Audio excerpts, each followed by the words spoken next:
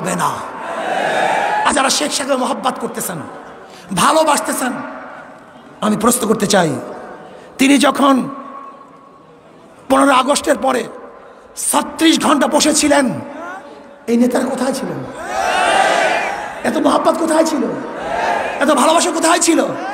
হ্যাঁ, মাননীয় প্রধানমন্ত্রী এই কথা বারবার বলেন, আদৌ সেই প্রশ্নের জবাব পাই না যে আমার বাবা পড়েছিল, অথচ এত বড় দল, এত সংগঠন, এত কর্মী, কিন্তু তাকে দেখার মতো কেউ ছিল না। শেখ সাহেব পড়েছিল, আর আপনারা তখন ক্ষমতার ভাগাভাগি নিয়ে ব্যস্ত ছিলেন। মুস্তাক সাহেবের মন্ত্রিসভায় কে কে ছিলেন এদেশের মানুষ জানে না? এদের মানুষ দেখে নাই? ট্যাঙ্কির উপরে কে নাচানাচি করেছিল ইতিহাস কেউ জানে না? শেখ সাহেবের চামড়া দিয়ে ঢুকঢুকি কে বানিয়েছিল এদেশের মানুষ জানে না? শেখ সাহেবের চামড়া দিয়া কারা জুতা বানাইতে চাইছিল এদেশের মানুষ জানে না? শেখ সাহেব মারা যাওয়ার পরে বাংলার ফেরাউন মারা গেছে, এই ঘোষণা কে দিয়েছিল? কোনো আলেম দেয় নাই, কোনো মৌলবী দেয় নাই, কোনো ইসলাম প্রেমিকরা দেয় নাই, তোদের মতো দালালরা দিয়েছে, তোদের মতো নাস্তিকরা দিয়েছে। শুধু তাই নয়, আমি আপনাদের প্রশ্ন করতে চাই, শেখ সাহেবের জানাজায় কে কে ছিলেন? তার জানাজায় কে উপস্থিত হয়েছিলেন? তার জানাজা কে দিয়েছিল? এই দালালের গোষ্ঠী একটাও ছিল না।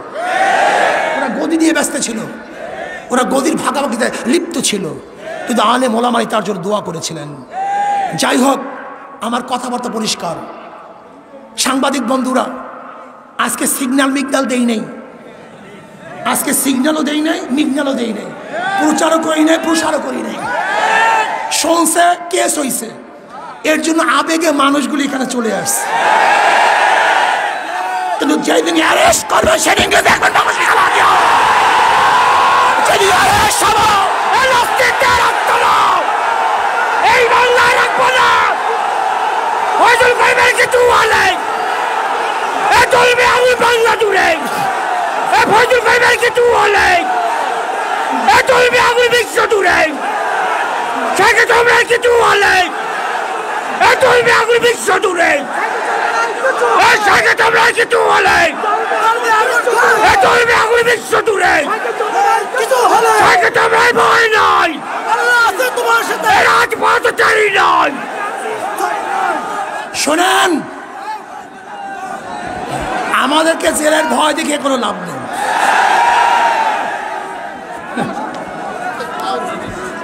লাভ নাই, কোনো লাভ নেই। কেন? এনার আত্মজীবন পড়েছে, সাহস হয়েছে, জীবনে বহু জেল কেটেছেন, কথা ঠিক না? এই জেলের টেলের কেসের মেসের ভয় দেখাই আমাদেরকে লাভ নাই। যদি অন্যায় করে থাকি জেলে দেন, আপত্তি নাই, কিন্তু অন্যায় যদি না করি আর জেলে ঢুকাবার দুঃসাহস দেখান, তাহলে বাংলাদেশের জনগণ ইনশাআল্লাহ সেই দুঃসাহস আঘাত করবে, আঘাত করবে ইনশাআল্লাহ। কি কথা ঠিক না? যেই দিন এই হাতের মধ্যে হ্যান্ডকাপ লাগবে অন্যায় ভাবে, সেই দিন বাংলাদেশের জনগণ এই হ্যান্ডকাপকে ছিঁড়ে ফেলবে ইনশাআল্লাহ।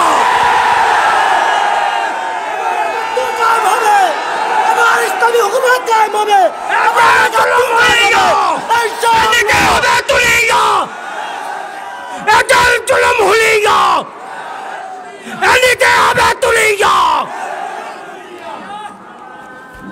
আপনারা ভাবছেন যে জেলের তকমা আর কেসের তকমা দেখালি ইঁদুরের মতো পালিয়ে যাব। ইঁদুরের বাচ্চা পালাইতে পারে, শিয়ালের বাচ্চা পালাতে পারে, ভোজনের বাচ্চা পালাতে পারে, বিলারের বাচ্চা পালাতে পারে, কিন্তু শেখ ফজলুল করিমের, সৈয়দ ফজলুল করিমের বাচ্চা পালাতে পারে না। সৈয়দ শাহের সন্তান পালাতে পারে না, ওমরের সন্তান পালাতে পারে না, আবু বকরের সন্তান পালাতে পারে না। মারা যাব, শির উঁচা করে মরবো, রক্ত দেব, ইসলামের জন্য রক্ত দেব, জীবন দেব, ইসলামের জন্য জীবন দেব, এই দেশ রক্ষা করার জন্য জীবন দেব।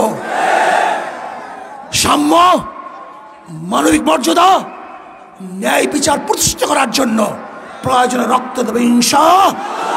রাজি আছেন ইনশাআল্লাহ?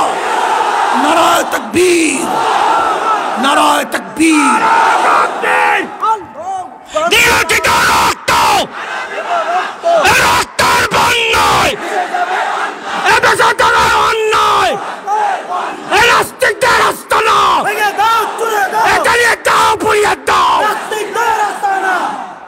যারা আমাদেরকে জেলে দেখার ভয় দেখান, শেখ সাহেবের শেষ কথা বলি, শেষ করব। একদিন সকালে আমিও রেনু বিছানায় বসে গল্প করছিলাম। আর একটা কথা বললেই না বললেই নয়, খুব গুরুত্বপূর্ণ কথা। আজকে আপনারা শেখ সাহেবকে মহব্বত করেন, আমি তাদেরকে প্রশ্ন করতে চাই, বলেন তো শেখ সাহেব বিবাহ করেছিলেন কত বছর বয়সে? 12-13 তার বয়স ছিল। কত বছর বলেন? বলেন তো।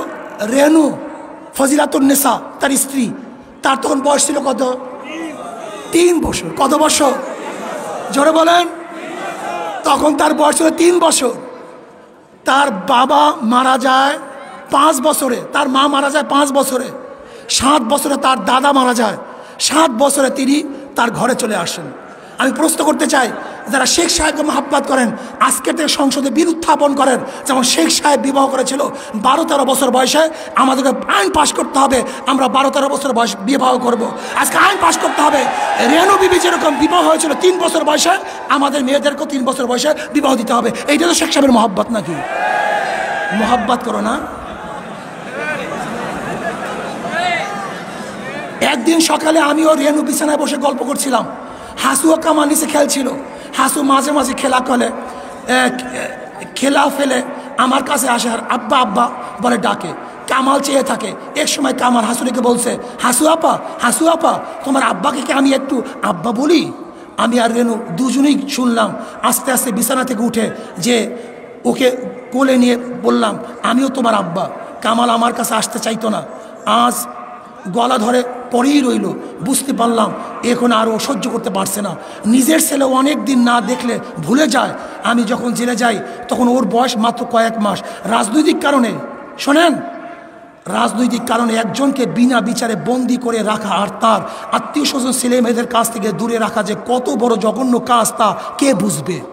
মানুষ স্বার্থের জন্য অন্ধ হয়ে যায়। আমিও শেখ হাসিনা সরকারকে বলবো, আপনিও স্বার্থের জন্য অন্ধ হয়ে যায়েন না।